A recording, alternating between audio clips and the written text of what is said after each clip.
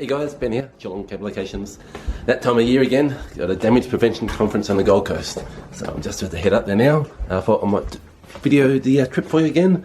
And I'm about to start packing the bag. Oh, it's fun. I hate packing. Anyway, come along for a ride and let's see how this conference goes.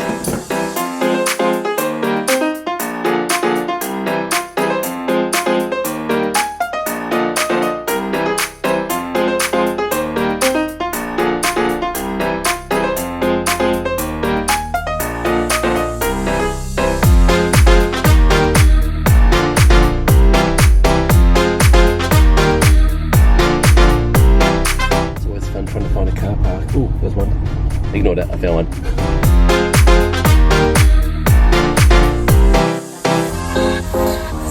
We're here. See you guys, I reckon this is one of the first times I've actually got to the airport. Early, relatively early. Well, look at this. Look at the line. Goes from me here, all the way around there. Around there, back over there, back over there. Yeah, so much for getting there early. I'm still going to be pushing there, get it done for plane in time. So there we go, I'm in line, so it's all good now.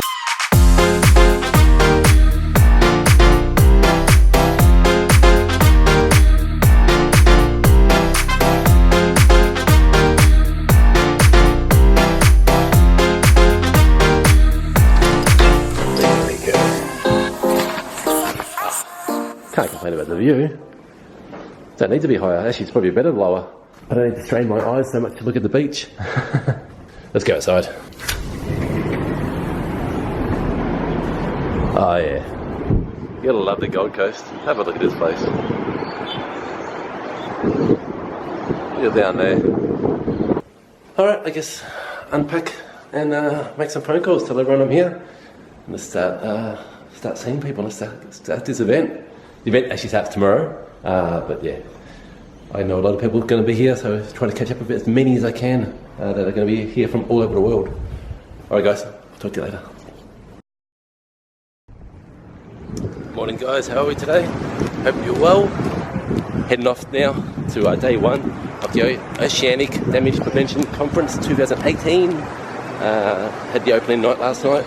It was yeah, pretty good to see everyone again. I've met a few new people that I haven't met yet. A lot of old faces that I should call them old. A lot of guys in the industry that I know pretty well. Anyway, I'm walking to the conference as we speak right now. It starts in about 10 minutes. Should be good. And I'll do a bit of filming during the day and show you some different speakers and what the topic's about, and hopefully get a bit of footage for you. Alright, we'll talk soon. Bye.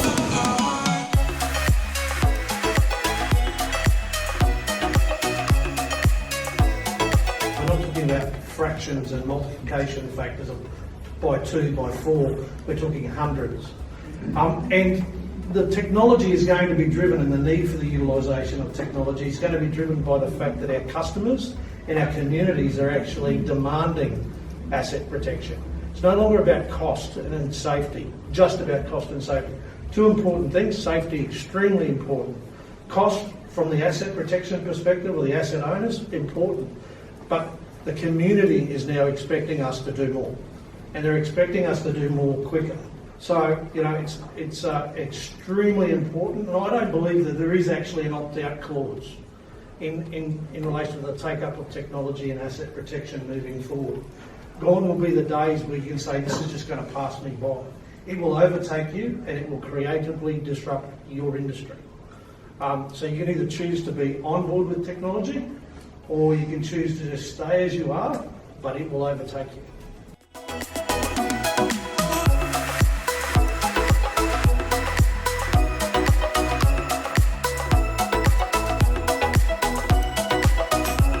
So I need to see the pictures of the damage line, whatever it is, but I need to see the pictures of the surroundings. I need that story told. I use a lot with video these days because I can narrate as I go along. You have to be really careful with that because sometimes we want to express opinions that may later turn out not to be the case. I had one case where we had an excavator that took pre-excavation video along his site, which was phenomenal. it showed clearly that this water line in question was never located, never marked. The problem with it was the whole time he's taking the video, his disgruntled coworker is standing beside him saying every name in the book about the company, the client, the neighborhood, the weather, and there was a serious question with this thing. Should we produce this? Because this makes us look as bad as it, on this way as it does showing that it was painted. So you want to be really careful because microphones catch up. So this is a startup screen. This is a screen just for a single line acquisition. This is for a grid acquisition. So I'm just going to show you how the virtual grid works. Turn on the grid. Press the grid function key. And you can see, press that button to get your grid lines up. You then lock this laser. So there's a laser here, here, and here. You don't want people walking through here. Sometimes you'll have that laser interacting with other objects, so you turn that laser off and it knows immediately now it's within this grid in any position. Then you start your acquisition. You have to be on a line when it's pink. You can either press this button here to start. Look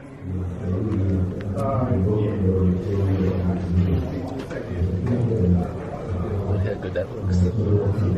You can either go up to your next line now and acquire there, or you can do another one over here if you want. It doesn't really matter. You can do it in any. So you don't have to follow the normal grid Spot on. positioning like you do with a paper grid. So you've got something in the way, it's no big deal. You can go around so it. you can collect this data with the virtual grid or with a paper grid, depending on. There's no need to use paper grid, is there? No. What would you want to use? Exactly. It's a pain in the ass. You just have to make sure that this is square at the start of the acquisition. It's really important. But and that's you squared it up with this, though, didn't you? We squared it up with that, but I'd recommend using a set square Okay. here just to check it as well. Yep. Okay, guys, that is day one of the conference done. Well, day one of the conference itself. We're now going out. There's a bit of an after party, I guess you call it, or an event, a VIP event. I got invited at the last minute.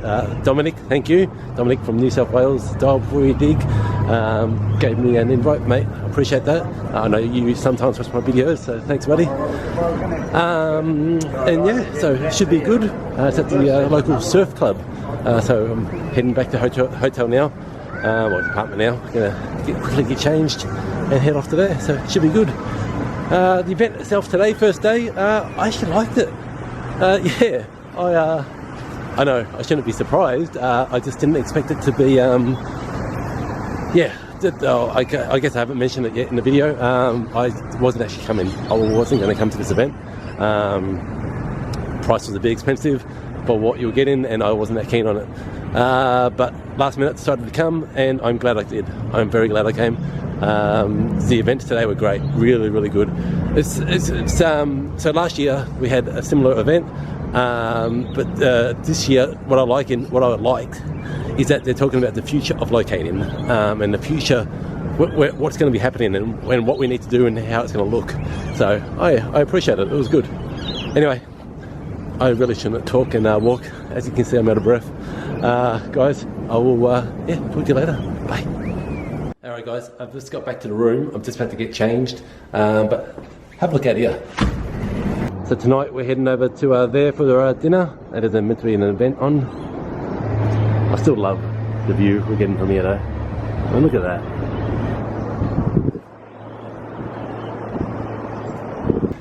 I can definitely see the advantage of being up here.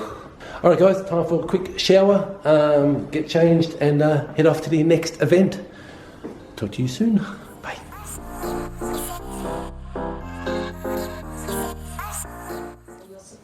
Moving forward with this event. Like I said, without you, things like this don't happen. So, big thank you to you all. Also, on behalf of tonight, a thank you to the team at Dial Before You Dig New South Wales ACT and the Queensland guys for putting on this event and the fantastic display we saw earlier. I know I've never seen a surfboat race, so it was great to be able to witness that. I'm now going to hand over to Dominic from Dial Before You Dig New South Wales and Bryce from Marina Vale Surf Life Saving Club. We're going to do a little Q&A session. We're going to hear a bit about his experience, so I'll hand it over to you. Thank you so much. Thank you very much. And thank you everybody for being here tonight. I'm really appreciative. Have you having a good time? Yeah. That's good, or that will soon be over. You know, the night is not going to end well when I end up at the casino. Oh no.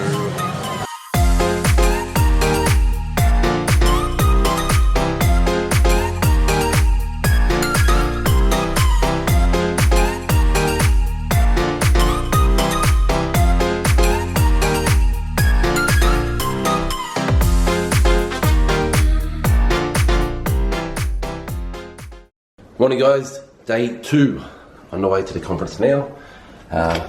Today is meant to be, well, a lot more about cable locating, so looking forward to today. Alright, let's get into it. Just in, 3 years, damages go down, drop about, looks like about 35%, right? And this is like one of those commercials, right? Results may not be typical, but it's going in the right direction, right? We had a situation where, as you know, we had a little earthquake in Christchurch. For those of us who lived through it, during that time I was locating in Christchurch, okay, and there was a lot of strikes going on at that time. And it was a situation of exactly what a few of us, and I can hear a lot of the comments throughout this whole conference, it was a situation where people were just, oh, that's some flash piece of tech, we'll grab that piece of technology and we'll become a locator. And then we'll go and charge, people $35 an hour to be a locator. And that's how a lot of some of the businesses in the Canterbury area actually started up. I'll tell you, out of the percentage of those businesses that started up that way, there's about, I would say, 5% of them left with that cowboy mentality. But what they did during this process was that they went and brought up things like ground penetrating radar units, multi-frequency, multi-antenna, electromagnetic systems. They really developed some bad myths around locating and the equipment. So what they said was they were promising people on site, we can do this for you, we can find this for you with this, this and this, and it'll shine your shoes as well. And then when it didn't, and all these strikes eventuated out of it, it ruined the game for a while. And through a lot of years of engagement and educating not only the people within the locating community, but the asset owners and also just the general public. I was talking to a bloke a few years ago who said GPR is witchery. It's mysticism. It's full of shit. And obviously it's really hard to explain to people the sciences and the pluses of GPR. But also having to explain it to them, there are limitations with this stuff, but you can't have that in a normal communication, a one-on-one communication in 2 seconds with someone that doesn't know what they're doing. So in answer to the question, I believe that the perception is not where it needs to be. However, I think that it's going to get better, and it's going to get better when we band together and talk out the rest of this. So yeah. I'm just keeping it real. So I was having breakfast at a place here near the beach, and the woman was from Canada, and she just threw out, she's in law school, and she's working. I'm like, how much can you make here how much can you make here for tuition? She was like, I make $25 an hour. $25 an hour. The locator with 5 years experience in the U.S. makes less than that. Yeah. Okay. Far less than the waitress here who just started a few months ago. So it's a structure of the damage costs are too low, frankly. So I was having a discussion with some others here, and I'm like, the only way to get that up is through some penalties, fines. You have to add the societal costs of damages to the damages, because the repair costs are too low for, frankly, I'm just keeping it real, we're all in this industry. Yeah. The repair costs are too low in the U.S., I'm talking about the U.S., too low in the U.S. for the profession of locator to be a desirable profession. Yeah. Because I'll just always write the check, here's a check. Sorry we cut your line. Have a nice day. Yeah. So I guess this comes back a bit to the Doom report and stuff like that, and understanding the true cost of damages. Until that goes up, Yeah. I will always make more money if I pay the locator as little as possible. Alright guys, so that is it for day 2. That's in the sessions anyway. We're now going to head out for dinner. Got a bit of a cocktail party, I think they call it. There's the view again. I'm going to quickly get changed, have a shower, and have a shower, then get changed, and yeah, then get going. I probably won't be able to bring the camera with me tonight, sorry guys. I might try to get some footage with the phone, we'll see how we go. Alright, let's go, bye.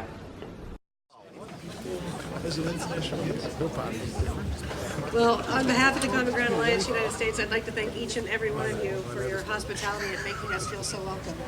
You have a great country, great leadership, great representation of what we're all trying to do to get to zero damages.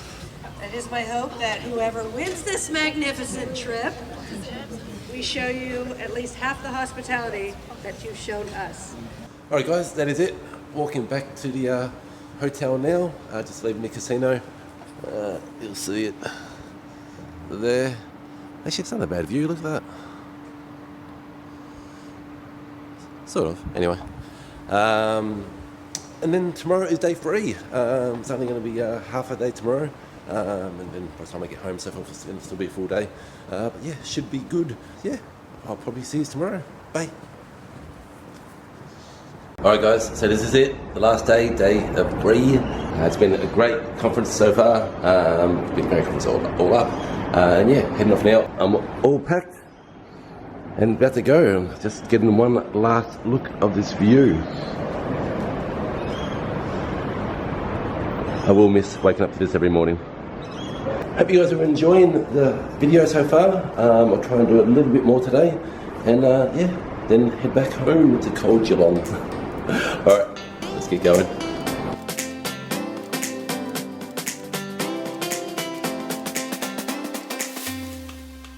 I think one of the interesting things I've learned while being here is telco is very front and center here in Australia.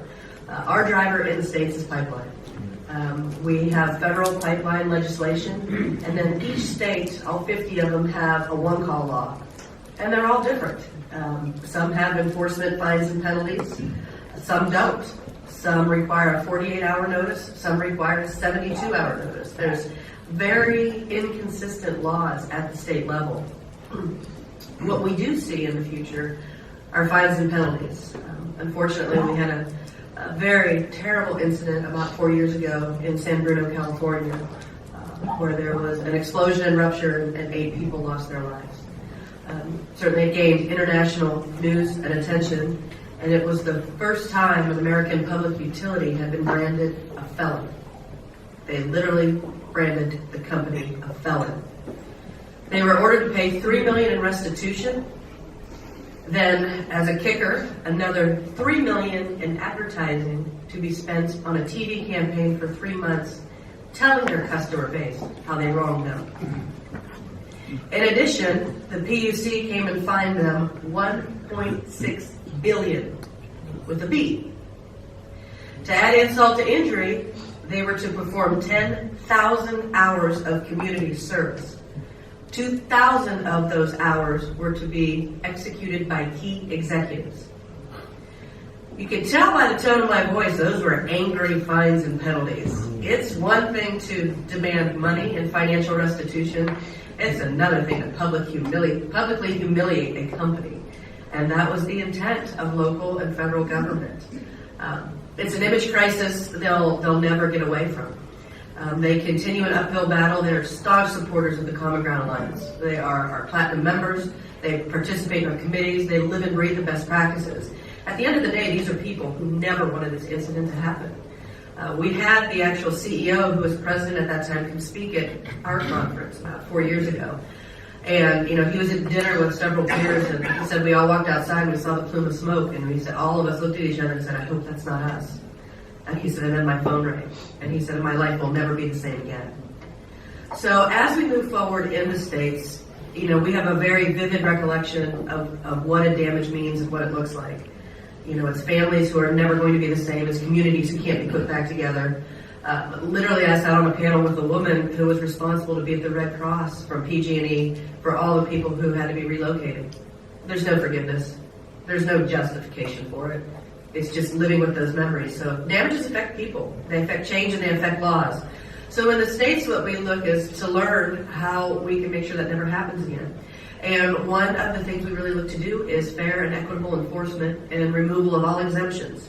Look, probably since the early 2000s, we've been promoting Dial Before You Dig as the essential first step. So, we've really driven that brand, and I'm, very comfortable in the fact that it's quite unusual that you would go to a work site now where someone hasn't done the Dial Before You Dig. I think we've done a great job in, getting that brand out into the marketplace. I guess when I first started, I'd work on a trade stand like we've got heaps of people doing here today. And people would walk up and look at the stand and they'd start scratching their head and they'd come up and ultimately ask, what does Dial Before You Dig do? So we've really driven that, certainly from my perspective, in that, the 11 years I've been here, that the brand is a consolidated brand and well known. We've also, probably a little bit after we got the essential first step, we've been driving the 4 Ps of safe excavation. So that's plan, pothole, protect and proceed. They are the points that we see that you have to follow to ensure that you don't have a damage on any particular site. And they've worked really well for us. But I guess from a Dial Before You Dig Queensland perspective, as a number of you will be aware, we sort of introduced the locator certification program in 2015. And when we as a board sat down and started to, look at the 4 Ps, we really felt that there was a P missing. And basically for us, that was the second P, which is now we're rolling in and with 5 Ps. So the second P is prepare. And that P is really around ensuring that you engage a certified locator when you're out there going to undertake works on site. Because, as I say, people get a warm fuzzy feeling when they do a Dial Before You Dig, thinking if something goes wrong now, I'm all good, I've done the Dial Before You Dig.